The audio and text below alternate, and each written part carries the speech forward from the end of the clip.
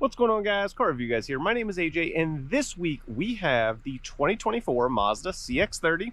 The trim level on this one is the Turbo Premium Plus, so it is the top of the line.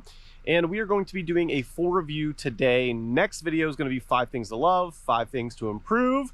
We are going to start with the cinematic, then we're going to go to the exterior, go through some stats, figures, things I feel like you guys would want to know. And then we are going to jump into the interior, discuss a few things. Then we are going to be taking it on a drive without a bug flying in my nose. Anyway, let's go ahead and jump right on into it. Let's roll.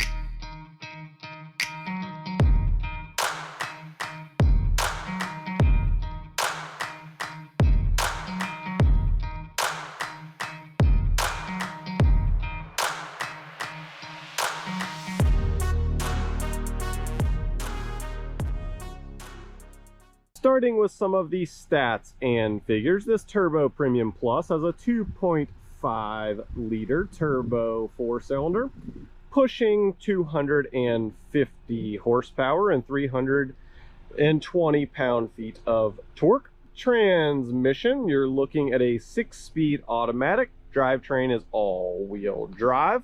Curb weight comes in at around 3,527 pounds. And that's going to be pushing this, to me, in an impressive 0 to 60 in 6.3 seconds. Now, gas mileage is important, I would assume, to many of you. 22 city, 30 highway, with a combined average of 25 mpg. Gas tank size is 12.7 gallons. And then touching on dimensions, overall length is 14.4 feet. And your width is around 5.9 feet, with a ground clearance of around 8 inches. The select trim level pricing starts at around $24,995, which is the base model, and the tester today is around $38,905. Just doing a quick exterior walk around for some things you may or may not notice. So if you look down below, they're very sleek and thin, but it does have little runners down there.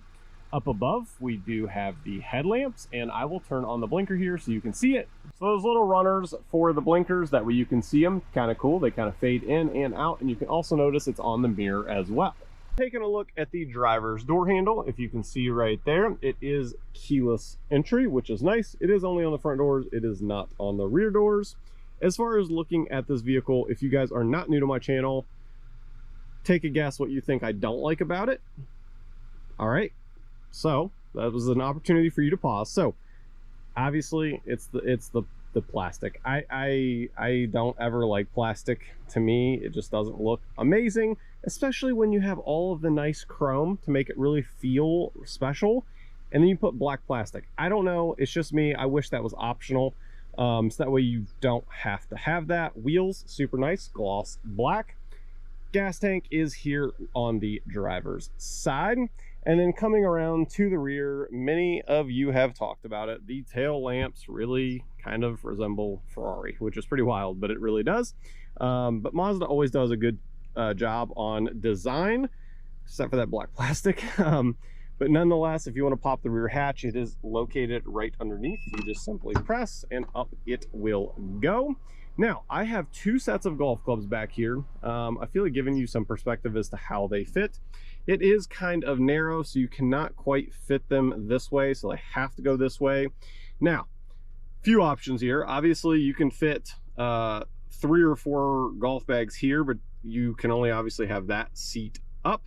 So it's kind of however you flip it, but it's a 60-40 split as far as the seats go. You could easily fit a third bag right here piling on, so that way you could actually fit 3 people as well.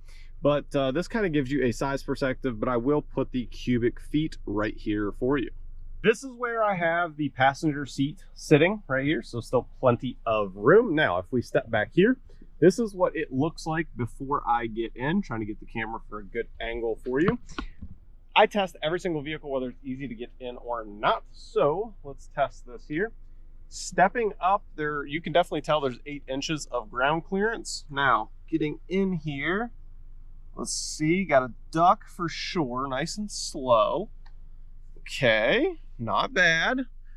And again, the overall length of this thing is like 14.4 feet, roughly in that area. So I don't expect it to be big, obviously. Now with this seat down and the golf bags, you can see I'm literally touching it as I'm sitting here. So it is kind of snug, but again, expected, not bad. Up above, we do have kind of like a cutout. Hopefully you can see it's about probably 2 inches of headspace. And then down here, I don't know, maybe an inch, somewhere in there.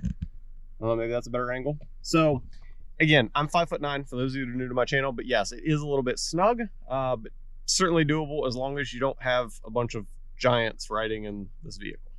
Time to test the front, getting in. As you can tell by the speed, much easier to get into the front. And then as far as headspace goes, there is a lot of room, even with the sunroof. If you didn't know, sunroof, technically you lose space. And there is easily, I don't know, 4 inches above my head. And then obviously, I mean, a ton of space down there. So you could definitely be taller for the front and you would be totally comfortable. Let's touch quickly on the material. So this right here is made to look like leather, but it is really hard. I don't know if you can hear, like it is like a leather pleather, but it's still a hard material. There's no cushion behind it. Up here also kind of just rubberized. Down here it is soft. I don't know if you can even see the impressions of where I push. And then also where your elbow, super soft, which is nice. Looking at the window switches, absolutely love that they have the chrome with them. Makes it feel more special, you guys know. Bose sound system. Located a little bit down here. Always kind of strange not being on the door, but it does have memory seating. Right here on the left, you can see it says View. If I were to click that button, you can see we've got the 360 camera there. It's obviously small over there, but it's super nice to have, and it does work well. As far as quality goes, again, camera through camera probably doesn't look as good, but it actually does look pretty good in person. Out in front of us, we do have heads-up display, so nice little touch there. In front of us, gauges are a little bit strange. So the middle is made to look like a gauge, but that's actually digital. Left and right are actually analog, old school, as I would call it. Taking a look at the steering wheel, over here on the left, all of your media items. Over on the right, all of your cruise control settings, including adaptive cruise control. And then your lane centering. And then moving on down, you guys know Mazda sticks with the scroll wheel. This, from my understanding, is only a touchscreen if you use the wireless Android and or Apple CarPlay. But as far as like just normal not using that, you do have to use this. That is not a touchscreen during that. And again, that's me reading forums. There's nothing official from Mazda on that. So if I'm wrong, definitely comment down below. I don't own the vehicle. I've had it for a week. So that is something that I could be mistaken on. Now you have dual zone temperature, which is nice. And then you have a heated steering wheel, heated seats for the front. I do wish there was cooled seats. You can even see there's like a blank here for both. That would be a nice touch. However, at the time of this video, that is not optional. Start stop button is located right there. Now, as far as your modes right here, you can see sport and off. So if I were to click that button, I can hit sport. You can probably see it indicated. It's right down there. Very small, actually. Nothing else changes other than just that little thing that says sport. And then just back to normal. Honestly, I just drive it normal. This thing is definitely peppy, and we'll get into that more. As far as center console goes, nice and soft for your elbow, which is great. Slides back and up, kind of a weird little design, but it does work. 2 USB-Cs located in the glove box. You can fit probably 1 to 2 tissue boxes as far as size goes. Just touching on the screen very quickly, so just using the scroll wheel down below, you can go to whatever you want, but if I were to hit navigation, you can see this is what it looks like. As far as responsiveness, I'm going to press the button now. And that is what it looks like in responsiveness. I think that pretty much covers everything in the interior. I mean, there's really not too much to go through in that screen. Like, you got different little various settings and stuff like that, that just, if you own it, it's your own personal preference. So I'm not really going to go through all of that. We'd be here all day. And then obviously, like I said, I just showed you the navigation. Looks clear, crisp. I like the screen that they have there. The only thing that is kind of unique, I will say, this is kind of like my perspective. You can see the screen is almost sunken down, which I get because they don't want to mess up your view. But also the bottom of the screen is also a little bit kind of hard to see, but it's not bad. But I do love the graphics of the screen. It's very clear. But yeah, I think that's about it. I think that's about everything on the interior. I think it is time we take it out on the road. And to me, personally, that is where this vehicle definitely shines, because if you just look at it, if you just come and touch it, like, I do think the interior is very nicely done. Like Mazda, always the interiors feel great. It's just all the little chrome pieces they put everywhere and stuff, and the stitching and all that stuff. It feels really good.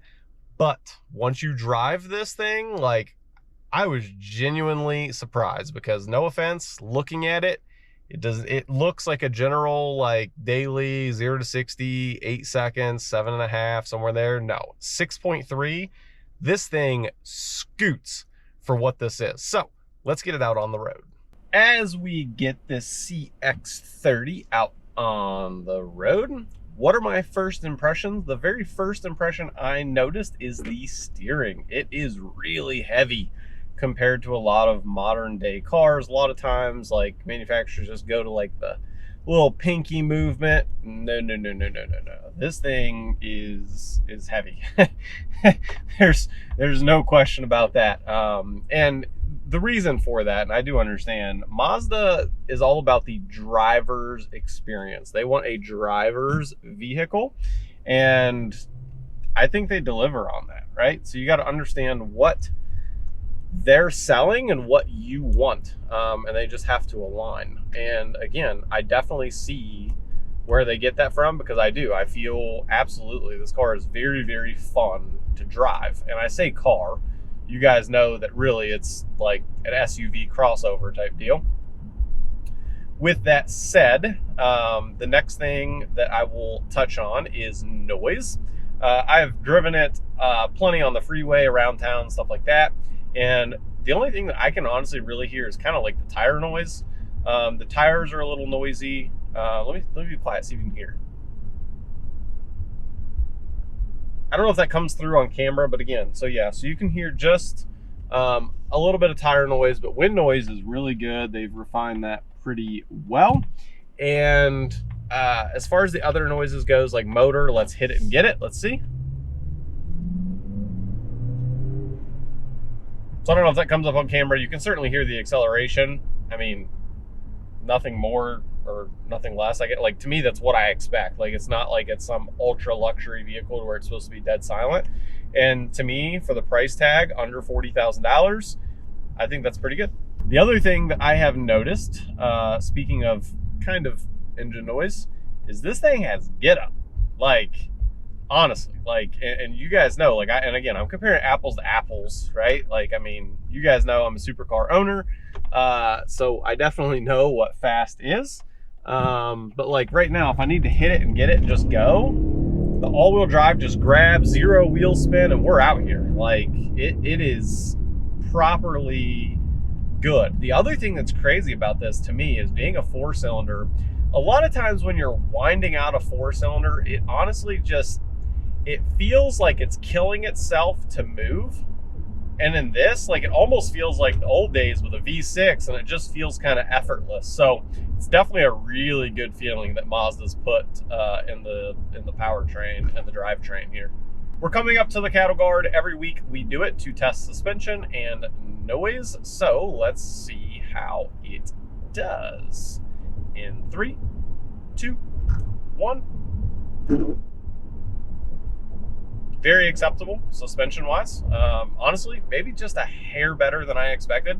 And that is in normal, not in sport. And this vehicle is kind of stiff, so I'm not gonna lie, but over that's actually pretty good. That was a little better than I expected. I kind of expected to move just a little bit more, and I didn't. So it absorbed it pretty well, even though it is a more stiff driver's suspension. As far as noise goes, again, already told you, you can kind of hear the tires, and even going over that, you can hear it. Doesn't matter what vehicle you're in, you're going to hear going over that 100%, no question. Let's touch on blind spots. Over to our left, the pillar's like kind of thick. It's almost kind of like at an angle, so just be a little bit careful, but it's not bad.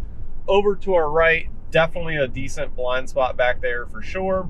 So just pay attention to that as well. And of course, it is equipped with blind spot monitoring if you need it. Setting our cruise control. Adaptive cruise control, I'm happy with it. It works really well.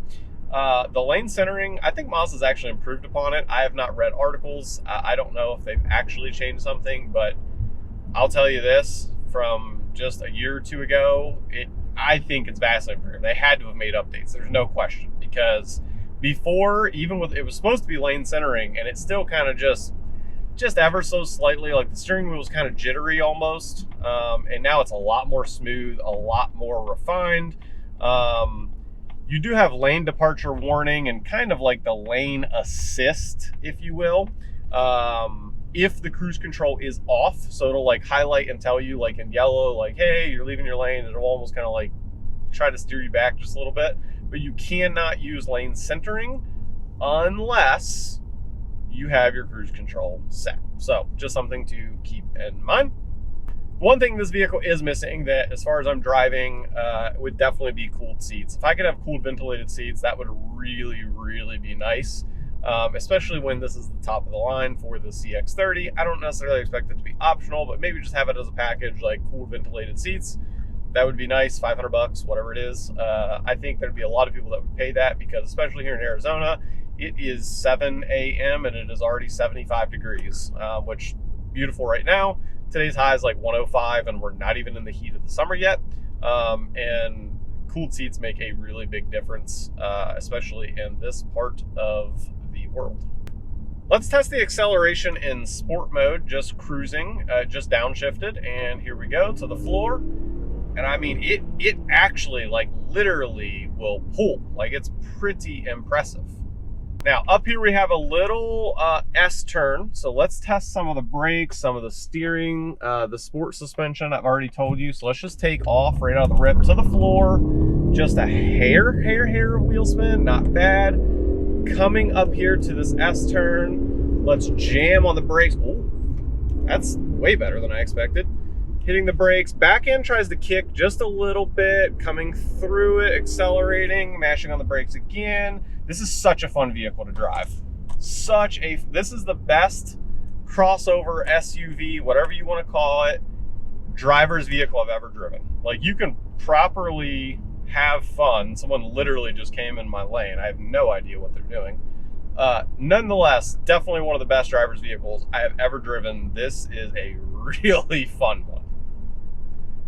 I think that's going to pretty much cover just about everything in this. If there's anything else you want to know, just comment down below. Happy to respond. Next video, 5 things to love, 5 things to improve. And as always, I'll catch you guys on the next one. Peace.